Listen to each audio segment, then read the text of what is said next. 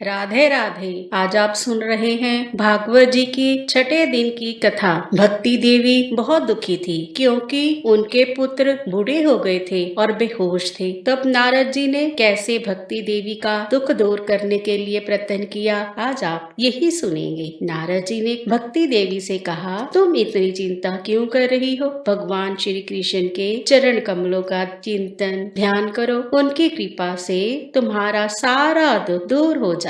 श्री कृष्ण कहीं चले थोड़ा गए हैं, वे तो कण कण में विराजमान है। फिर तुम तो भक्ति हो और हमेशा प्रभु को प्राणों से प्यारी हो। सत्य, त्रेता और द्वापर युग, इन तीनों में ज्ञान और वैराग्य मुक्ति के साधन थे, किंतु कलयुग में तो केवल भक्ति ही मोक्ष की प्राप्ति कराने वाली है। यह सोचकर ही भगवान ने अपने सत्य स्वरूप से तुम्हें रचा है। तुम साक्षात भगवान की प्रिया और परम सुंदरी हो। तुमने एक बार हाथ जोड़कर प्रभु से पूछा था कि मैं क्या करूं, तब भगवान ने तुम्हें यही आज्ञा दी थी कि मेरे भक्तों का पोषण करो। तुमने वह आज्ञा स्वीकार कर ली। इससे भगवान तुम पर बहुत प्रसन्न हो गए और तुम्हारी सेवा करने के लिए मुक्ति को तुम्हें दासी के रूप में और इन ज्ञान वैराग्य को पुत्रों के रूप में दिया। तुम वैसे तो वैकुंठ धाम में ही निवास करती हो, इस भूलोक में तो तुम छाया रूप में ही रहती हो। तब तुम मुक्ति, ज्ञान, वैराग्य को साथ लेकर पृथ्वी पर चली आई और सतयुग से लेकर द्वापर युग तक पृथ्वी पर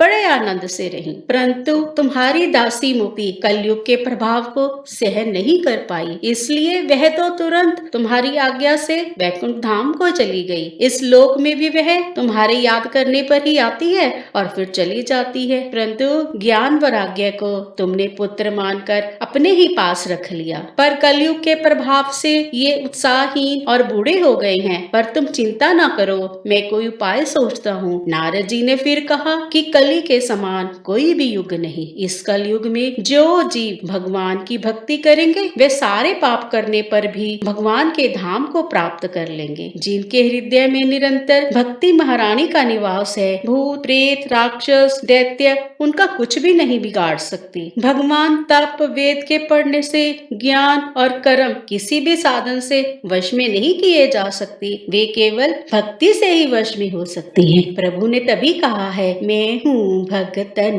का दास, भगत मेरे मुकुट मणि। मनुष्य के जब करोड़ों करोड़ों जन्मों के पुनः उदय होते हैं, तभी उनके मन में भक्ति पैदा होती है। कलयुग में केवल भक्ति ही सार है। भक्ति से तो साक्षात श्री कृष्ण सामने प्रकट हो जाते हैं। आप आंखें बंद करो तो प्रभु को निहार सकते हैं। एकमात्र भक्ति ही मुक्ति देने वाली है। तब सूत जी ने कहा कि नारद जी के मुख से अपने महात्म्य को सुनकर भक्ति महारानी के सारे अंग हिष्ट पुष्ट हो गए। तब भक्ति देवी ने कहा, नारद जी आप धन्य हैं, आपका मुझ में निश्चल प्रेम है। मैं सदा आपके हृदय में रहूंगी। आपने मेरा सारा दुख क्षण भर में ही दूर कर दिया। परंतु अभी मेरे इन पुत्रों में चेतना नहीं आई है, आप इन्हें जल्दी से सचेत कर दीजिए। तब नारद जी ने सबसे पहले ज्ञान वैराग्य को वेद सुनाए, उपनिषद सुनाए, कुछ नहीं हुआ। गीता जी भी सुना दी, फिर भी कुछ नहीं हुआ। एक बार नहीं बार बार सुना दी। नारद जी को जो कुछ आता था सब सुना दिया, कुछ नहीं हुआ।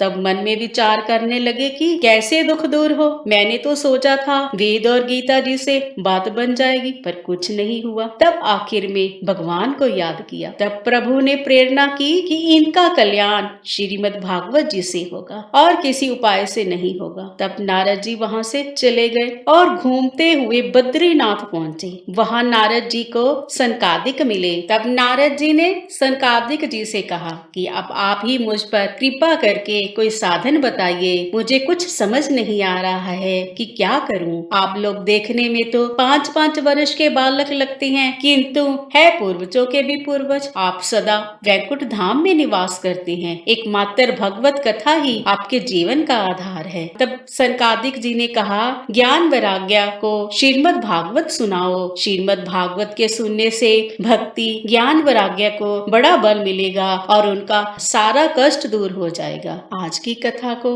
यही विश्राम देते हैं, आगे की कथा कल होगी। राधे राधे।